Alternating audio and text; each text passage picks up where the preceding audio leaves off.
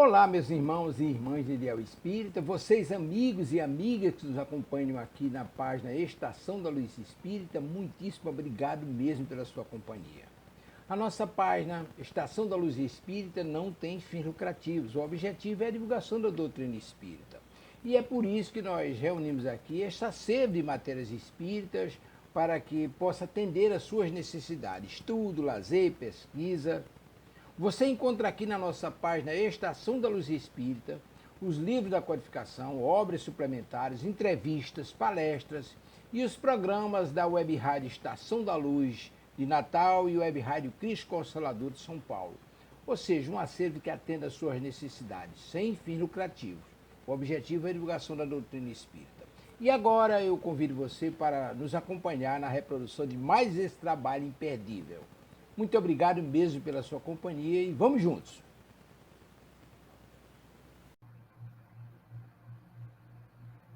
Olá, boa noite a todos. Sejam bem-vindos à Web Rádio Cristo Consolador, ao programa Refletindo com Jesus, que vai ao ar todos os dias às 18 horas.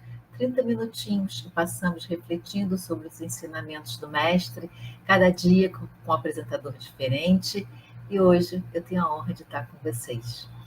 Mas antes de começarmos o nosso tema de hoje, vamos orar, que essa é uma rádio espírita e todo o trabalho espírita começa com uma oração.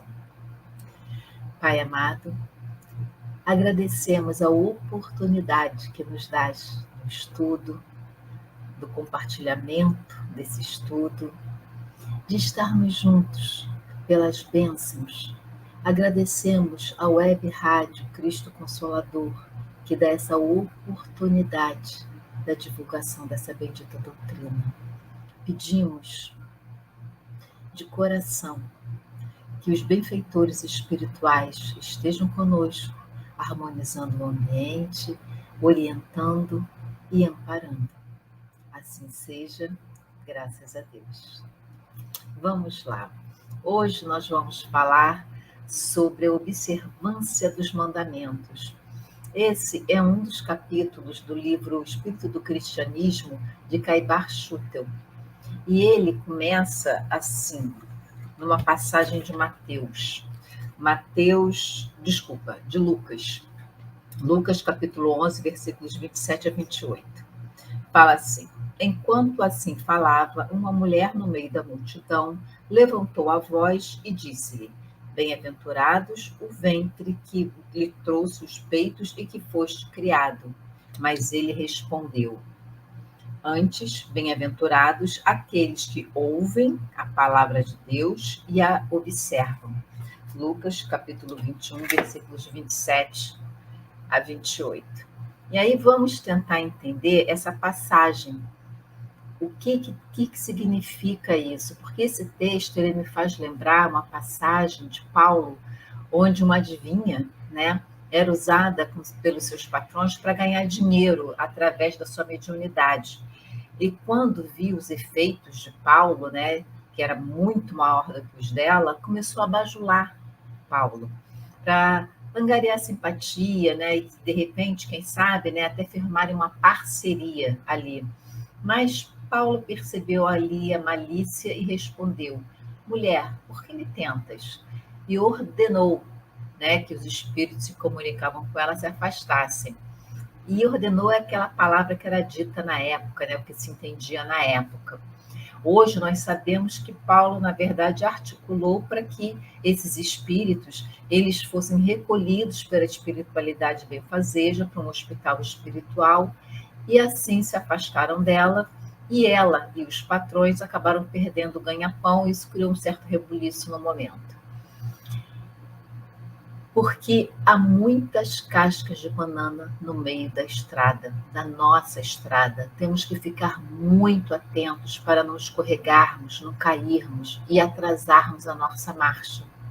Emmanuel nos afirmou que o que ainda nos prende nesse mundo de provas e expiações é o nosso orgulho, o nosso egoísmo e, consequentemente, a nossa vaidade. E o Espírito Pascal, no Evangelho segundo o Espiritismo, ele nos diz que esse é o maior obstáculo para a nossa felicidade.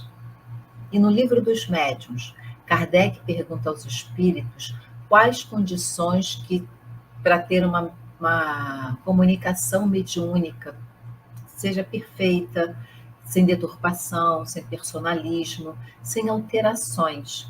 E aí Kardec recebe a resposta dos espíritos que o médium deve superar o seu egoísmo e o seu orgulho.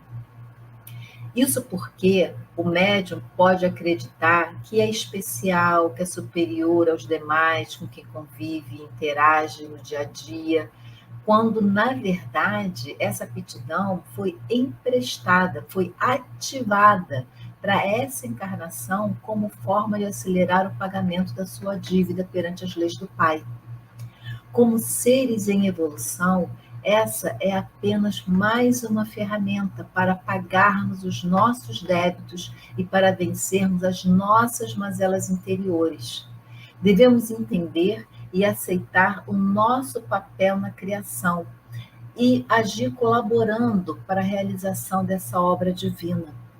Nós somos parte de uma engrenagem e cada peça tem o seu valor específico. O poder emana de Deus. Nada acontece sem a permissão de Deus. Para que possamos superar esses nossos vícios, nós precisamos praticar as leis do Pai. Como estava no texto, né? Jesus diz que bem-aventurados são aqueles que ouvem a palavra e a observam. Não só ouvem e nem só observam. Não só ouvem como faziam os fariseus, né? E fazem também os fariseus modernos, que ainda existem, infelizmente. Mas temos que colocar essas palavras em prática. E Jesus começa criticando essa adoração, né, os laudatórios, né, que são os louvores, porque alimenta a vaidade de quem está sendo adorado e incentiva a idolatria, a fé cega de quem está ali adorando. E esse hábito de adoração existe desde que o mundo é mundo. Ele acompanha a evolução dos seres humanos. Quanto menos esclarecidos, maior a necessidade de ter um ser ou seres para adorar. E até hoje, vemos pessoas adorando objetos, patuais, relíquias. Faz parte do processo evolutivo da humanidade e também faz parte da compreensão das leis divinas, que tudo isso é gradativo, vem aos poucos. Esse despertamento, esse despertar, ele vem aos poucos. E conforme nós vamos evoluindo intelectualmente, moralmente, vamos aperfeiçoando também essa concepção de Deus e a forma de adorar esse Deus. O ser humano, lá no seu íntimo, sempre soube que existia algo maior do que alguma coisa no invisível que estava ali no comando. Algo, um poder maior do que ele mesmo, e que poderia recorrer a esse algo quando precisasse. Não sabia exatamente como funcionava, mas sabia que tinha algo ou alguém maior do que ele e que ele podia recorrer no momento de maior necessidade. Não sabia exatamente como e também como barganhar isso. Então, lá nos primórdios, por causa da ignorância, e ignorância no sentido de ignorar, o ser humano, por não entender esses fenômenos da natureza, como a neve, o trovão, os raios, as enchentes, então ele atribuía esses fenômenos ao ódio ou à dedicação de uns seres maiores do que eles, os deuses. Deus do fogo, Deus do mar, Deus da agricultura, Deus da guerra, e um Deus maior, que era o chefe de todos os deuses, que seria Zeus para os gregos e Júpiter, né, para os romanos. Tinham uma ideia de hierarquia espiritual. E aí nós percebemos uma ideia distorcida de Deus e de seus trabalhadores. Estavam aprendendo, né, o que seria Deus e o que seriam seus trabalhadores. Partimos das ideias primitivas, né, politeístas, alcançamos um significativo progresso com o monoteísmo mesmo ainda estando presos a essas manifestações de cultos exteriores. Mas é um progresso. E ainda havia, né, e há ainda, né, pessoas que adoram pessoas, seres encarnados, né, no mundo de provas e expiações, ou seja, pessoas imperfeitas. E sem dúvida nenhuma, há alguns que carregam uma bagagem maravilhosa, um conhecimento fantástico, mas não podemos esquecer quem é o nosso modelo e o nosso guia. É Jesus. O ser humano é falível. Jesus não é. Ele é o ser mais perfeito que já pisou na face dessa terra. E voltando à época de Jesus, né, que quando ele teve encarnado entre nós, ali ele começa uma nova fase. Ele nos dá a compreensão do que é Deus, como adorá-lo, qual é o sacrifício mais agradável a Deus, né, esses rituais. Acontece uma bifurcação. Os povos que abraçavam, né, as ideias ali contidas na Boa Nova trazida pelo Cristo, e os povos que se mantinham ali presos àquelas tradições milenares, não entendiam, mas tinham que repetir maquinalmente aquilo. Cada um a seu tempo, porque a árvore ela não dá frutos só porque a gente quer. Primeiro é preciso semear a semente, cuidar, aguardar o tempo que cada fruto exige para amadurecer. Assim somos nós. Então, Jesus sabia disso. Então, ele lançou a semente e esperou. Uns brotaram automaticamente ali ao lado dele, né, e andaram ombro a ombro com ele, como seus apóstolos e tantos outros discípulos. E outros não, demoraram alguns milênios, e outros ainda estão a se descobrir, né? Ainda a descobrir o que é Deus, a entender a boa nova que Jesus trouxe. Jesus combatia o tempo todo essa ideia que as pessoas tinham de adoração de seres que não fosse o próprio Deus. Mesmo quando o chamaram de bom, ele disse: "Por que me chamas de bom? Bom só o Pai o é." O único título que Jesus aceitou que o chamasse era de mestre. E realmente, ele é o nosso mestre. Ele veio nos ensinar como interpretar as leis do Pai. Ele veio dar cumprimento a essas leis. Ele veio realmente ser o nosso mestre. E, na verdade, nenhum enviado, né, de Deus, de Jesus, profeta, missionário, nenhum enviado dele quer ser louvado, quer ser paparicado, mas sim estudado, compreendido, seguido, conforme o próprio Caibar-Schulte afirma no seu livro. De modo geral, se coloca, né, se atribui essa ideia de profeta com ser dotado de mediunidade que pregava a palavra de Deus. Alguns tinham o dom de prever realmente o futuro, seja por intuição, seja por revelação de espíritos superiores. E como alguma dessas premonições elas se concretizavam, a palavra profeta ficou ali ligada à predição de futuro, mas na verdade era muito mais do que isso. Os profetas também eram muito mais queridos e respeitados pelo povo do que os próprios sacerdotes, porque eles estavam ali, mais ligados ao povo. As suas atividades eram ali no campo religioso, no desenvolvimento moral. Por isso eram chamados de homens santos, homens de Deus, e o que gerava também uma fé cega, né, na maioria da população. A mediunidade, ela não é boa e nem má, ela é neutra. O que fazemos dela é que vai qualificá-la como boa ou como ruim. Em todas as épocas da humanidade, como até hoje, há falsos profetas, há falsos missionários, pessoas que se aproveitam dessa adoração para tirar uma vantagem pessoal. Cabe a nós identificarmos se o espírito que nos fala, seja ele encarnado ou desencarnado, se ele vem de Deus ou se não vem. Se os seus atos e as suas falas estão de acordo com os mandamentos divinos. No Evangelho segundo o Espiritismo, no capítulo 21, tem a parte assim: desconfiai, porém, das palavras melífluas, aquelas palavras bonitinhas, né? Desconfiai dos escribas e fariseus que oram nas praças públicas vestidos de longas túnicas. Desconfiai dos que pretendem deter o monopólio exclusivo da verdade. Então, temos que estar atentos. A nossa fé é, ou pelo menos deve ser, raciocinada. Há pessoas com moral elevada, há pessoas com a moral baixa, né, ou imorais, e ambas têm mediunidade. As pessoas que não colocam a sua mediunidade a serviço de Jesus, a serviço dos bons espíritos, a serviço do bem, vão atrair espíritos sem escrúpulos. Vão falar muitas coisas, muitas falsidades e vão gerar muito medos e perturbações nas pessoas. Eles trabalham pelo medo, né, pela fascinação e não pela iluminação das almas que estão ali em busca de alívio.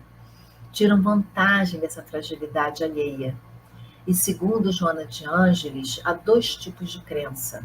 Aquela crença inata, né, que já trazemos pelas encarnações passadas, e a crença conquistada, adquirida através da fé raciocinada, do aprendizado, do bom senso, do senso crítico. E bom senso, ele é democrático, porque ele está para todo mundo, tanto para as pessoas cultas quanto para as pessoas incultas. Todos podem ter bom senso e fazer uso dele.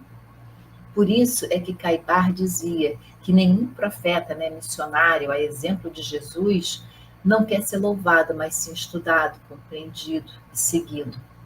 Precisamos colocar em prática essa fé raciocinada em todos os momentos das nossas vidas. O verdadeiro profeta missionário são humildes, abnegados, altruístas, já aprenderam a amar ao próximo como nos orientou, querem cumprir a sua missão, querem que seja empenhada e ficam felizes ali quando nós seguimos os seus conselhos, quando nos veem interessados em aprender e apreender os seus ensinamentos, quando nos veem nos esforçando para sermos melhores, para nos harmonizarmos com as leis divinas. Ainda no Evangelho, né, no capítulo 21, o Espírito Erasto diz que os verdadeiros missionários de Deus ignoram-se a si mesmos, em a sua maior parte, desempenham a missão a que foram chamados pela força do gênio que possuem, secundados pelo poder oculto que os inspira e dirige a revelia deles, mas sem desígnios premeditados. Numa palavra, os verdadeiros profetas se revelam por seus atos, são adivinhados, ao passo que os falsos profetas se arrogam e deles próprios como enviados de Deus. Por isso que Caibar, ele alerta, né, que quem aplaude calorosamente os missionários, mas não segue as suas orientações, os verdadeiros missionários, se assemelha àquelas sementes lançadas na rocha que germina rápido, mas logo morre porque não perdem as raízes, né? Ele estava se referindo à parábola do semeador, né? O segundo arremesso, né? Que as sementes são lançadas em solo pedregoso. E essas pedras, elas representam as nossas ideias cristalizadas, enrijecidas, ligadas a nós por heranças de experiências, né, em outras vidas, as vidas passadas que ainda carregamos. E também as nossas mazelas interiores, que também carregamos há milênios. São pessoas que, a princípio, até ouvem, gostam dos ensinamentos contidos no Evangelho, aceitam com relativa facilidade, mas não encontram dentro de si mesma força para vencer o comodismo, os vícios arraigados, os maus desejos, as más paixões. Se sentem incapazes de se reformar, né, reformar os seus hábitos e de melhorar também os seus pensamentos, os seus sentimentos.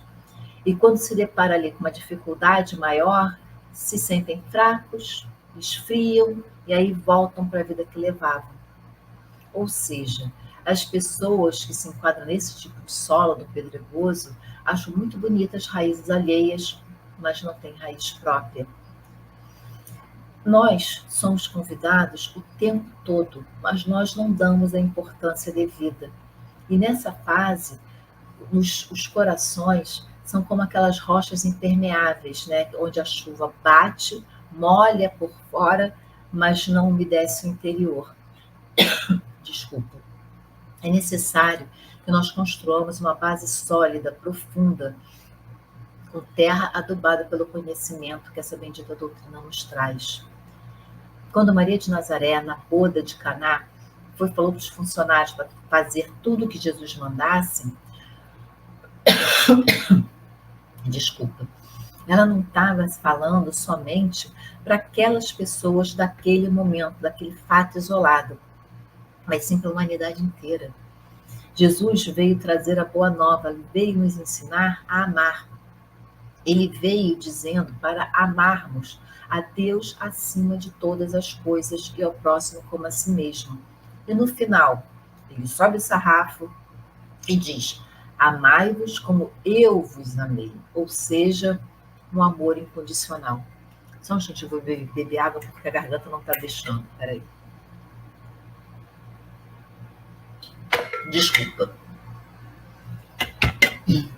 O mestre, ele veio convidar para uma nova caminhada, nos ensinar a uma forma diferente de enxergar o mundo, de enxergar a vida, de enxergar ao outro, de enxergar a nós mesmos e, principalmente, uma forma diferente de enxergar a Deus.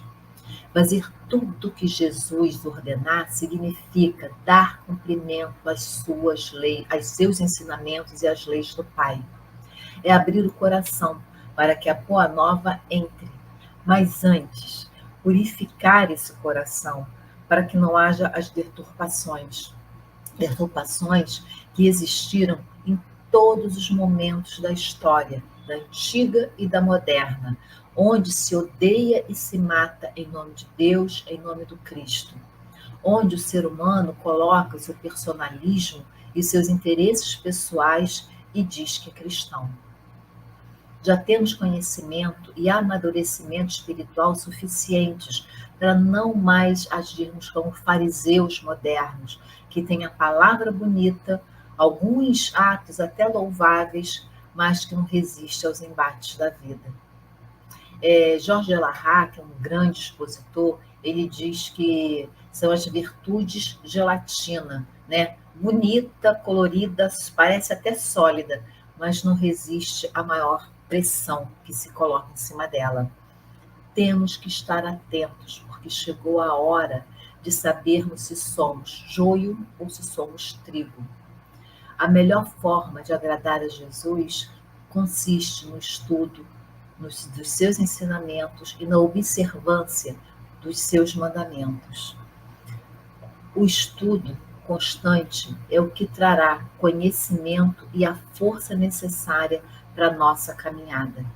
É disso que nós temos que nos fortalecer, estudando, porque através do estudo nós vamos aumentando a nossa intelectualidade e raciocinando em cima disso. Nós vamos desenvolvendo a nossa moral.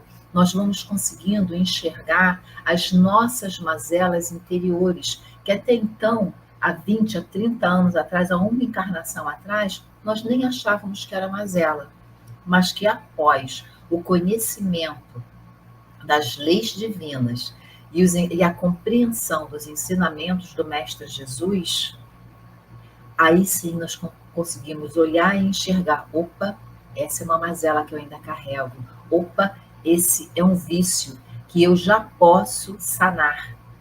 Então, meus amigos, pensemos, nós somos cristãos apenas nos lábios ou nas ações?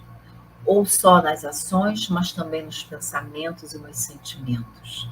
Tudo se origina no pensamento. Então, é nele que nós temos que focar a nossa maior atenção.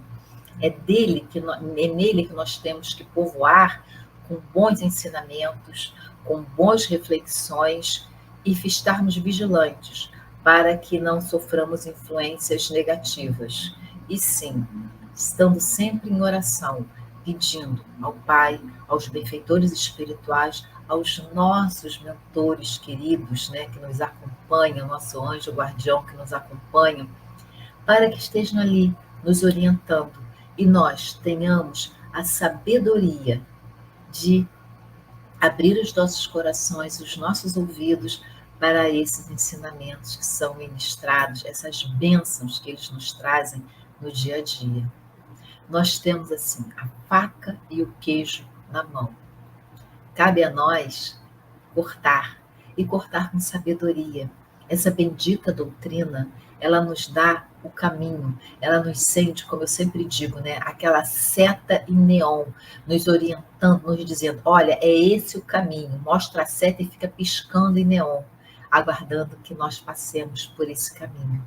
Então, sejamos mais sábios, né?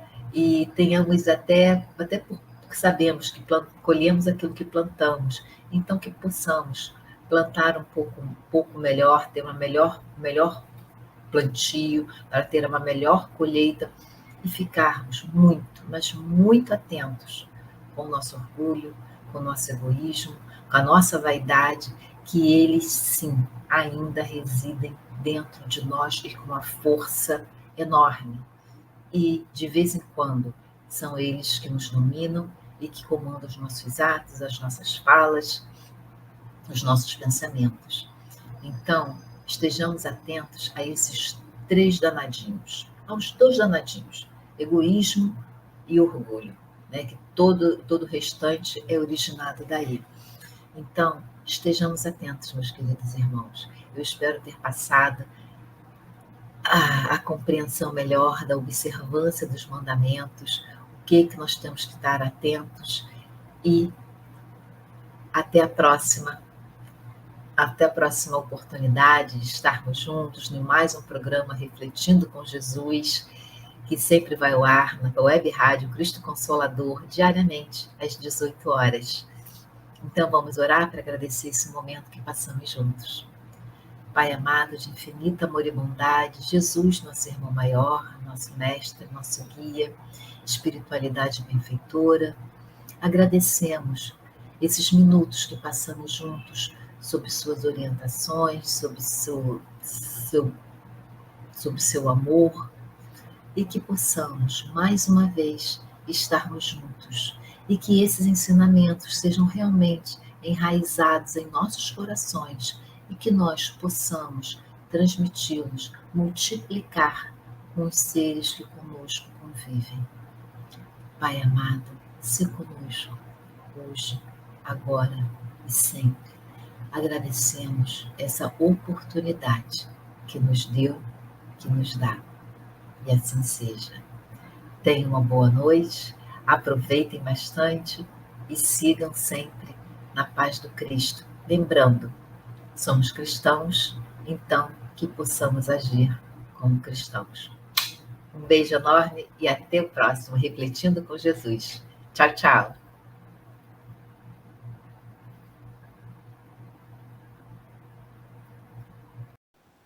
Chegamos ao final da nossa atividade. Muitíssimo obrigado mesmo pela sua companhia e espero você no próximo evento.